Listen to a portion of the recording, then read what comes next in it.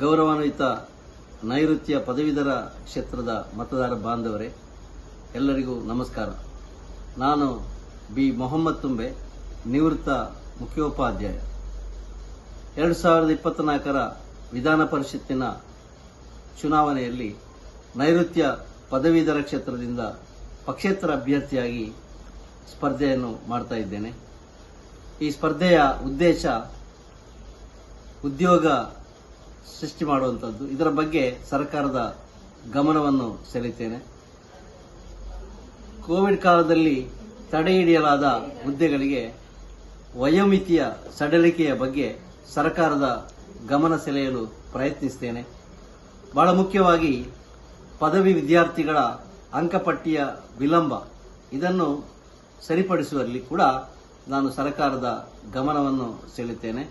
ಎಲ್ಲ ಕಾರ್ಯವನ್ನು ಸರ್ಕಾರದ ಮುಂದೆ ತರಬೇಕಾದರೆ ಮೇಲ್ಮನೆಯಲ್ಲಿ ನಾವೊಬ್ಬ ಪದವೀಧರ ಸದಸ್ಯನಾಗಿ ಆಯ್ಕೆಯಾಗಬೇಕಾಗಿದೆ. ಅದಕ್ಕೆ ನಿಮ್ಮೆಲ್ಲರ ಸಹಕಾರದ ಅಗತ್ಯ ಇದೆ. ನನ್ನ ಮತಪತ್ರದ ಕ್ರಮ ಸಂಖ್ಯೆ 6 ಬಿ ಮೊಹಮ್ಮದ್ ತುಂಬೆ ಅಂತ ಇದೆ. ಮುಂದಕ್ಕೆ ಖಾಲಿ ಇರುವಂತಹ ಅಂಕಣದಲ್ಲಿ 1 ಗುರುತಿಸಿ ನನಗೆ ಮತದಾನ ಮಾಡುವುದರ ಮೂಲಕ ನಮ್ಮನ್ನು ಗೆಲ್ಲಿಸಲಿಕ್ಕೆ ನೀವೆಲ್ಲ ಸಹಕಾರ ಮಾಡಬೇಕು ಅಂತ ನಿಮ್ಮಲ್ಲಿ ಕೋರಿಕೊಳ್ಳುತ್ತಾ, ಈ ಗೆಲುವು ನಿಮ್ಮದಾಗಲಿ ಅಂತ ಮತ್ತೊಮ್ಮೆ ಆಶಿಸ್ತೇನೆ. ನಮಸ್ಕಾರ.